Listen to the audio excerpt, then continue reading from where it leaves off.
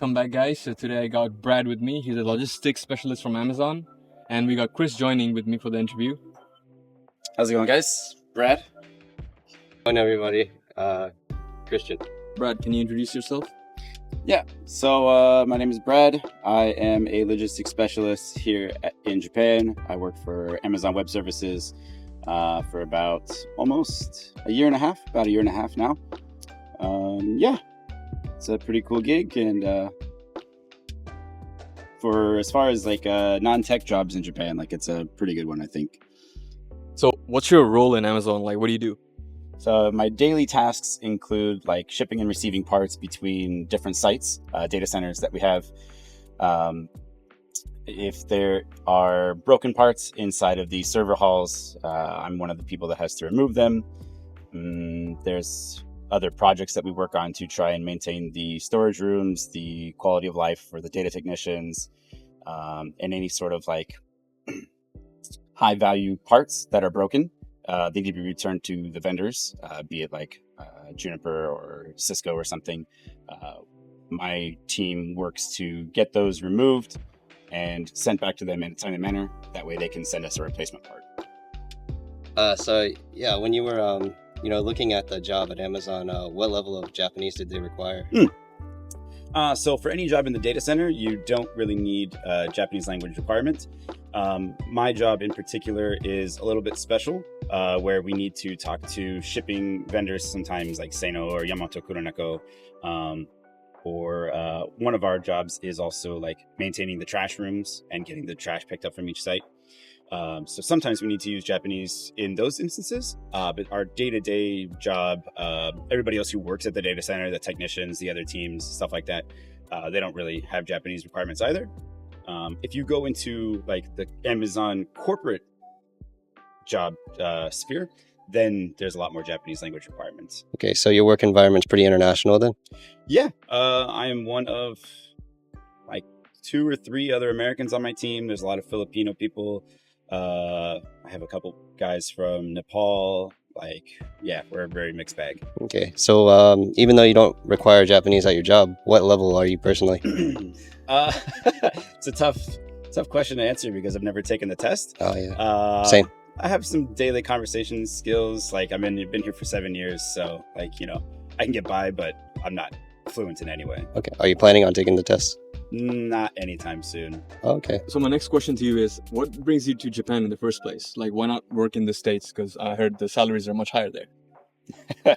Yeah, comparatively, the salary in Japan is much lower for tech jobs. But the quality of life and the standard of life and the cost of living are comparatively lower. Like I'm from California, so like a lot of my friends, even who live there in the Bay Area, make like, I don't know, over $100,000, but they're still like living in apartments, kind of struggling paycheck to paycheck almost sometimes. Here, sure, maybe I make with the exchange rate probably like $30,000. Poverty in America, basically. But here, I have a fairly decent sized apartment. Like I'm able to do what I want to do, go out, recreational things, have a good time. So I think that's really like why I stay in Japan. Like, even though I'm not making a great amount of money right now, there's a lot of room for improvement, and it's relatively easy for living, I think. So for a logistics specialist in Japan, what would be the expected salary range? So an expected salary range, I think, for entry level is by comparison to if you started as a teacher in Japan right out of high school or out of university, you'd be probably looking to make anywhere between like 2.1 million yen to 2.4. And a logistics specialist, like when I made the transition from teacher to logistics, basically doubled my salary. So it's a pretty good bump.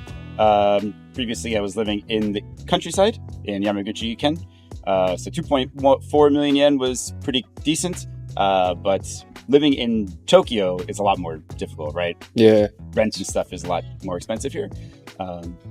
So really the only reason I moved back was because starting at Amazon, I was able to make that adjustment after, a much bigger paycheck. Gosh. So Brad, how did you get to Japan in the first place? So I originally was in the Air Force prior to coming to Japan. I always wanted to come here and work while I was stationed in multiple places around the world. But anybody who has military experience will know that the military does not let you do what you want to do most of the time. So when I was leaving the Air Force, I was stationed in Italy, and I was thinking about what I could do after my Air Force career and also living in Japan. So I decided I found the university, Temple University in Japan. And after I left, applied, got in, and I've just been here ever since. Yeah. So since you've been here for 7 years, do you have any future plans of staying, or do you want to go somewhere else? Currently, I think, not to get political, the way the environment is, society is in America right now, like I don't really have any plans of going back. Earlier, the cost of living in the Bay Area where I'm from is super high. Yeah. Even if I went back and tried to work for Amazon again, like I don't really want to be in that environment in the States. Yeah. So for the time being, yeah, staying in Japan I think is my long-term goal. Yeah. Same. Like living in the States, it was really polarized. Like one side versus the other. Over here, I kind of just forgot about it all, and Yeah. I'm happy here. So, Yeah, we really, obviously having family and friends back home, like I try and pay attention to what's going on.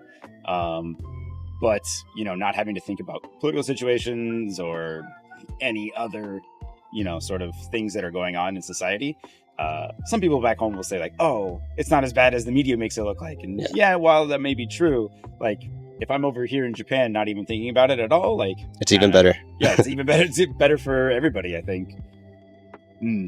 And like career-wise, I think I'm in a good position right now to stay where I am, but there's also a lot of potential career growth, which is another, great thing about a company of that size, right?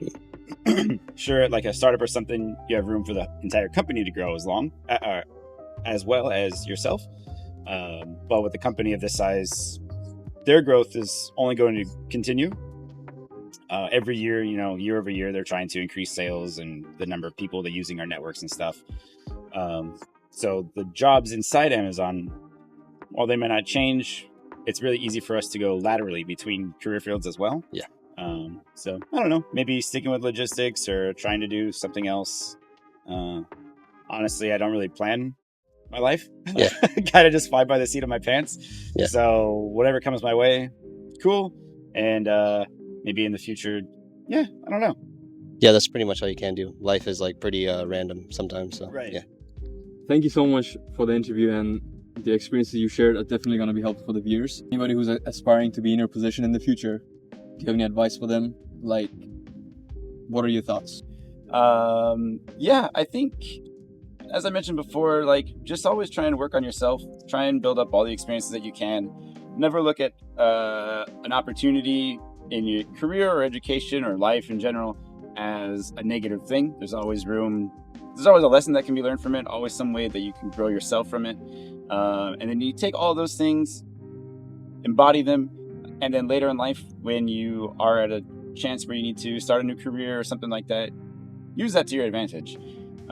Being here in Japan, there's a lot of great opportunities. It's a little bit difficult sometimes, I'm not going to lie, as a foreigner in Japan, be it language requirements, cultural differences, stuff like that. But there's a lot of us that do it. Like I have friends who've been here 20, 30 years, and it's easy to make a life for yourself. It's easy to maintain, but it's all about what you put into it, right? Nothing's gonna get handed to you. So just keep working towards your goals. Make life what it is. Don't forget to have fun, obviously. And I think that's about it.